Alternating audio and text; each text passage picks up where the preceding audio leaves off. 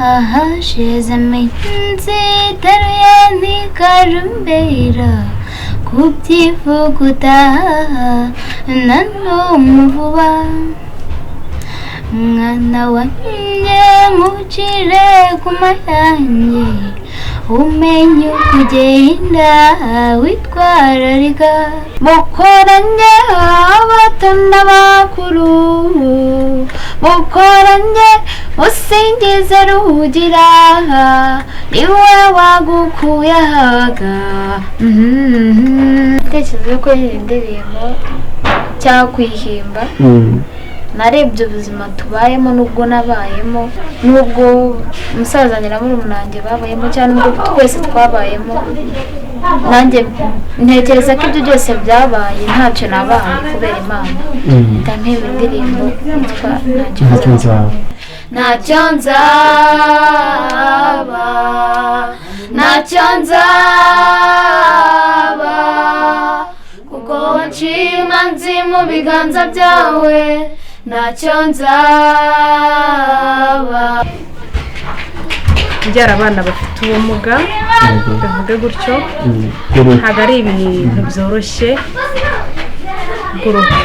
ntabwo byoroshye nagiye mpura n'ibicantege byinshi nagiye mpura n'ibizazane byinshi ariko wanamugane w'indirimbo y'abana nabonye ukuboko kw'Imana.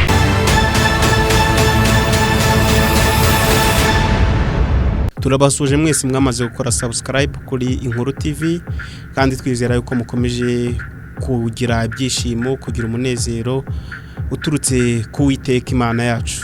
Hanyuma rero nkuko mubona imbere yacu dufite abatumirwa b'uyu munsi ntabwo ari bakuru n'abana ariko bafite byinshi bagiye kudusangiza ko tuvuka akenshi ntabwo tubihitamo rimwe tubona twavutse turabirabura ubundi tugasanga turabera ubundi tugasanga dufite n'ubumuga bumwe butandukanye bw'uruhu bw'ingingo n'ubundi butandukanye ariko uko biri kose tuba tugomba gushima Imana uko yashimye ko tuba n'uyu munsi tukaba tugihumeka umwuka w'abazima nicyo kiri imbere.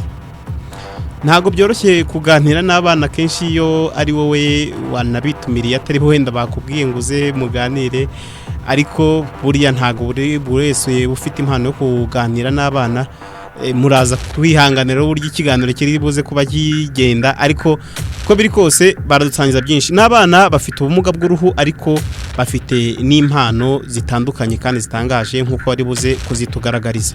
Tubahaye ikaze rero nkuko muri byumve babyivugira n'abana bafite imyaka mikeya ariko si bato nanone cyane.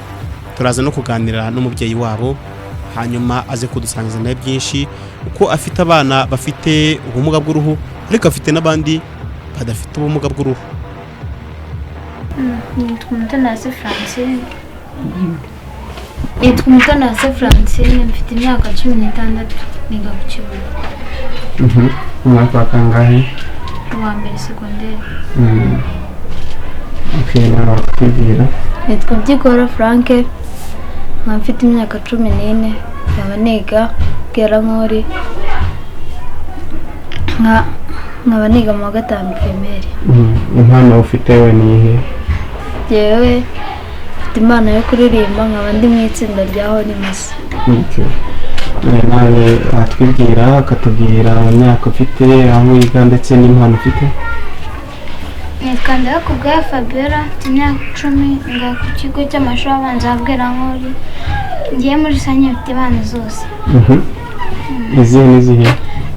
Nakina filime, nakina komedi, naririmba, navuga imivugo, nanarapa. N'izindi nyinshi. Nane hari aho waba warigeze ubikora ibyo ngibyo? Ako nakozemo impano ebyiri. Iyihe nihe? Nakinnye filime mvuga n'imivugo. Wakinnye filime yihe yaciye hehe yitwaga ngo iki? Filime nakoze bayitaga Yugi.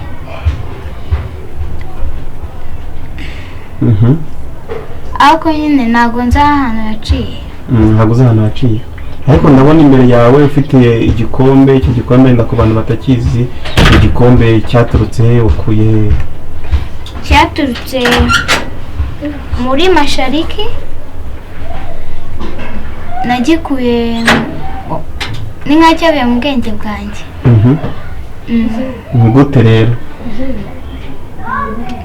nyine kuko nakiniye filime neza. watubwira nka filime wakinnye, wakinaga ibiki, wakinaga witwa nde n'ibiki byibuka? Nakinaga nitwa Erika. Nakinaga nyine kuri icyo gihe yari nakiniye 2014. hano nko mubona mpembwa 2018. noneho filime nakinnye yari nyine uburenganzira bw'abafite ubumuga. nyine nakinaga ndi umwana ukunda gusabana wisanzura. noneho ku ishuri bakatubaza ikibazo nkahita nyine nyisubiza, kandi nkagisubiza cyo akambwira ngo ndi umuhanga. ariko abana bagapinga ko nyine icyo gihe twakinaga filime abana nyine ntabwo banyumvagamo. babona aho hantu wakinnye neza baguha igikombe. wabyakiriye ute? byaranangaje. iki gikombe wowe wumva ko bwawe kigufasha iki, kikwibutsa iki, kikumara iki mu buzima bwawe buri munsi? iki kinyibutsa inshuti yanjye bita Peter. Peter ni inshuti yawe, niwe wakiguhaye? oya, twarayikinanye. ariko watubwiye ko ufite n'izindi mpano, indirimbo, ngo wanarapa, wanakora imivugo. muri izo mpano watunyurizaho kamwe?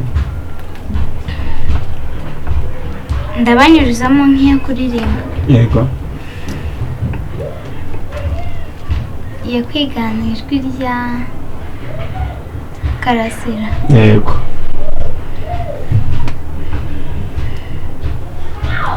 ahashize iminsi itaruye ntikarumbera kubyivuguta na n'umuvuba. mwana wanjye nkucire ku mayange, umenye kugenda witwararika, ntizagushukiye ngise ntimpinze ngo biguteshe inzira. ntizagushukiye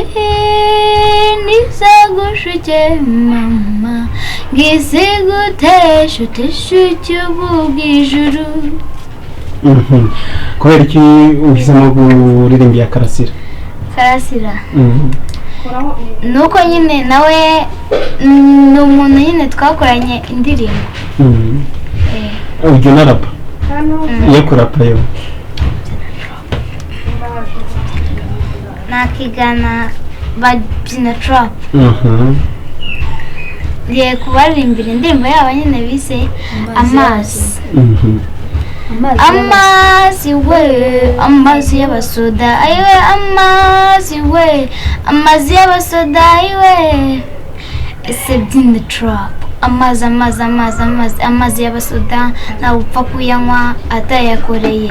bayakorera bate? imbunda ku rutugu, inkonji ku maboko, mbwaye ku maguru.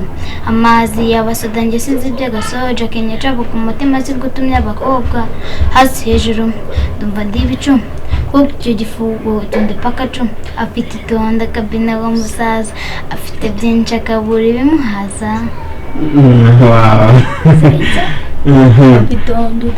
nawe se urayizi? nawe urayizi? ndayizi. ngaho nawe turirimbira ikindi gitero. abitondo utazaba uwamusaza, bacatse byinshi akabura ibimuhaza. ziriya icyatsi ziriya inkunzu ubugero bukaza bitanye imvubu basakita irasamo ku ngufu atakata ufite ku ngufu yatetse ibitunguru sabira mukecuru abuzukuru mwihute mubwire se gukuru kamwe kamukuru umutima nawe tukizo nawe kuma kulaje kuma kalit tukadagire fundi bagaru bushote n'amaguru we msazo buhana cyera cyane cyaka we msazo bute mukuru avuze gute just fucking on choma sauce byina tro abasaza bawe rero bafite impano zitandukanye wowe hari impano uyiziho imana yo kuririmba wenda atari yayindi muri buze kuturirimbira mwese muri kimwe hari yindi ufite ushobora kuturirimbira indirimbo mfite ni ya Karasira yego ubizeho Rwanda rw'amahoro n'amajyambere Rwanda rw'igikundiro n'igitinyiro butaka buteye imbuto zitaburuhumbira dore uhaguhanze n'umwe kuguhungirayo mukoranye abato n'abakuru mukoranye musingize rugira niwe wadukuye aha kandi azatugeza ahandi heza nishimwe rikwiye urasingiza oraho n'imigisha yiwe nawe uzayikunyaga Rwanda shima Imana yawe iragukomeje Rwanda shima Imana Rwanda shima Imana niyo yagutatse igutanaga ubutoni ubaye ubukombe dore ubaye igitego agakiza kawe niko kazakiza isi n'umwanzi ukugenza azaguhindukira mama mukoranye abato n'abakuru mukoranye musingize rugira niwe wagukuye ahaga kandi azakugeza ahandi heza nishimwe rikwiye urasingiza uhoraho n'imigisha yiwe nawe uzayikunyaga Rwanda shima Imana yawe iragukomeje Rwanda shima Imana Abanyarwanda shima Imana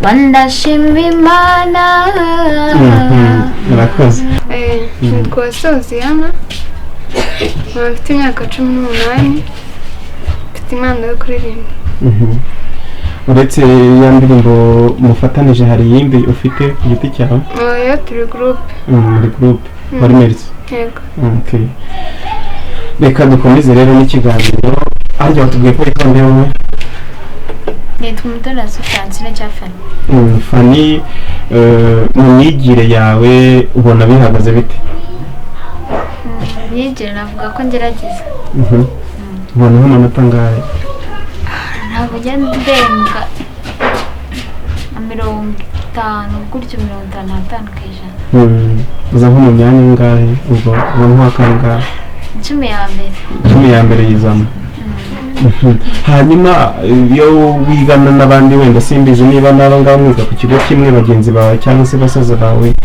ubona abandi bana babafata bati cyangwa se wenda n'abari ntabwo badufata neza kuko ibintu byarahindutse byarahindutse mbere se haba uko byari bimeze bitari bimeze neza mbere wasangaga nko kuba najya nko ku kigo aho nigaga ukabona ntabwo baranyakira koko bumve ko nanjye nyine nakiga muri abo tudahuje hakaba hari nk'abana se bakuzuraho wenda ugasanga se mu buryo bw'imikinire ntabwo mwisanzuranyeho byari bimeze bite byo njyewe ntabwo nakundaga gusohoka ntabwo nakundaga kujya gukina nabaga ndi njyenyine ndimo ndasubiramo amasomo cyangwa ndimo ndanandika note ntarangije kwandika nta n'abazaga kubuganiriza bisanzwe wumvaga hari icyo bigutwaye wowe kuba bataza cyangwa mvaga n'ubundi bwo guterana igikomeye numvaga hari icyo bintwaye kuko urumva nyine niba udafite umuntu ukuganiriza ko kwigunga kwabaga kuri hafi cyane ko kwaba cyangwa se nanone nkaba nagira ikibazo nka kuno nyine twebwe tugira ikibazo cy'amaso twebwe utabona umuntu ukwandikira ukaba hari feve igibaho umuntu akaba yakwandikira note yego ntabwo icyo gihe byabagaho ariko ubu ngubu biramira bakakwandikira note iyo ugize icyo kibazo cy'amaso uretse wenda kwandikira note hari ibyo wenda bashobora kwandika ku kibaho ukaba utabibona ngo ubigenza ute njyewe nicara imbere hari abandi bafite ubumuga bagiye bavuga ikibazo cy'amavuta yo kwisiga y'uruhu mwebwe murayabona ntabwo tujye dupfa kuyabona bihagaze bite nyine wenda tugaragariza ikibazo uko kimeze nayo mubona muyakura he ayo tubona ni nk'umuterankunga bavuze ati njyewe ndabaha amavuta ubwo nyine iyo atabonetse ntayo ndabona ubundi agura ngaho agacupa kamwe byano bavuga ko kagura 15. wakwifuza iki cyese wasaba iki ku bantu wenda bavuga bati aba bana bafite impano umuntu bafite impano kandi wenda hari n'ibyo bakeneye wowe wakwifuza ko bazabona iki kiganiro bafashe iki abantu bazabona ikiganiro wenda ufite ubushobozi kandi hari icyo yakora nk'amavuta ni ngombwa kuyagira nanone amarinete y'amaso turi kumwe rero ahangaha utari wenyine turi kumwe na mugenzi wawe ubundi kugira ngo muhimbe iriya ndirimbo byaturutse hehe ntabwo yari twebwe twayihimbye ni fani yaricaye arayihimba nyine arayitekereza araza arayidusangiza turayirepeta tutatubona n'amahirwe tutujyana muri studio yego wowe igitekerezo cyo kuririmba indirimbo wagikuye fani igitekerezo cyo kuririmba indirimbo cyangwa kuyihimba narebye ubuzima tubayemo n'ubwo nabayemo n'ubuzima buriho muri iki gihe turimo noneho specially kari na mu gihe cya lockdown bisanisha n'ubuzima nabayemo n'ubwo umusaza nyiramurumunange babayemo cyangwa n'ubwo twese twabayemo nanjye ntekereza ko ibyo byose byabaye ntacyo nabaye kubera Imana ndampemba indirimbo yitwa ntacyo nzaba se waduha nk'umunota umwe cyangwa ibiri yo kutubwira ubwo buzima wenda busanishijwe n'iriya ndirimbo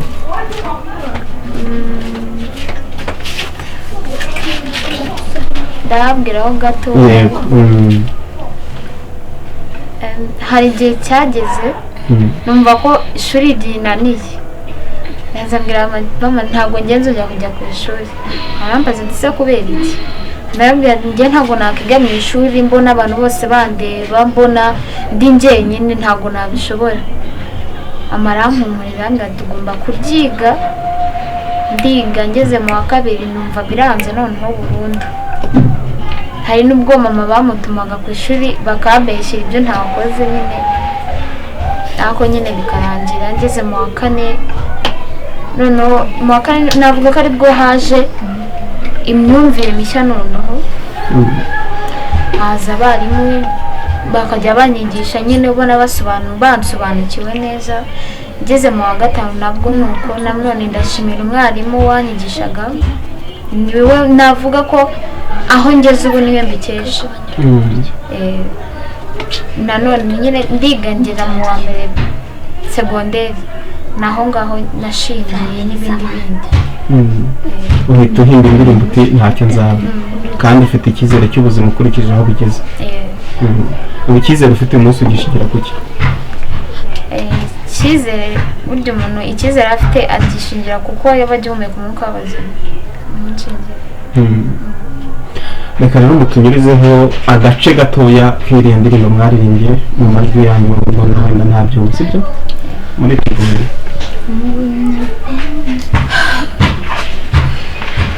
umuyaga w'ishuheri nabonye ukuboko kwawe abavandimwe n'inshuti bandetse nabonye ukuboko kwawe mu muyaga w'ishuheri nabonye ukuboko kwawe abavandimwe n'inshuti bandetse nabonye ukuboko kwawe ntacyo nzaba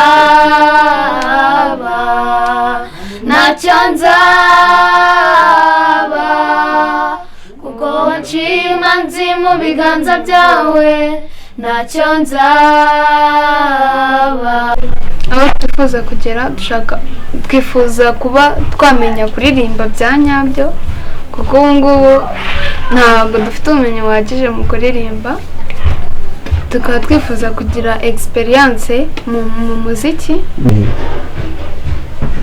Kuzamura impano kwacu turabishimira umuntu bita Liyandere umunyamakuru kuri Giteni, aho bigeze kuzamura impano kwacu navuga ko turi mu nzira yo kubigera ariko ntabwo turabigeraho neza nk'uko tubishaka. harabura iki? Harabura motivation na support. Twakiriye rero mama Fabiola ari nawe umubyeyi w'aba bana wababyaye, afite abana batandukanye ariko harimo n'abafite ubumuga nyine nk'uko mwabonye naho tumaze kuganira, ariko ashima Imana yuko uyu munsi bagihumeka umwuka bazima. Bwa mbere akibona bavuka bafite ubumuga bw'uruhu nawe byamuyobeye amayobera ndetse bimubera n'ikigeragezo gikomeye, ariko agenda gisohokamo buhoro buhoro no kugeza amagingo aya ngaya nk'uko agiye kubidusangiza. Tangira twibwira uri mama w'aba bana, wenda tubwire abana bangahe kuko wenda muri kamera ntitwabashe kuberekana bose. Ufite abana bangahe? Ese kuba uburere bwabo wenda urabudukorera mu buryo bw'iminota mikeya bw'uko muti bigeze ahangaha uko wabyaye kugeza n'ubu munsi utangiye twibwira. Murakoze. Yaratangira twibwira. Amazina yanjye nitwa Kemari Ziki, mfite abana 9, muri rusange mfite abana 9 bafite umugabo bw'uruhu ni 3. Urugendo rero urugendo rwabo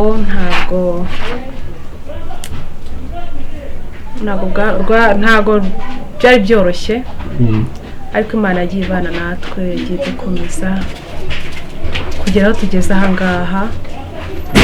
Navuga ko hashimishije kuko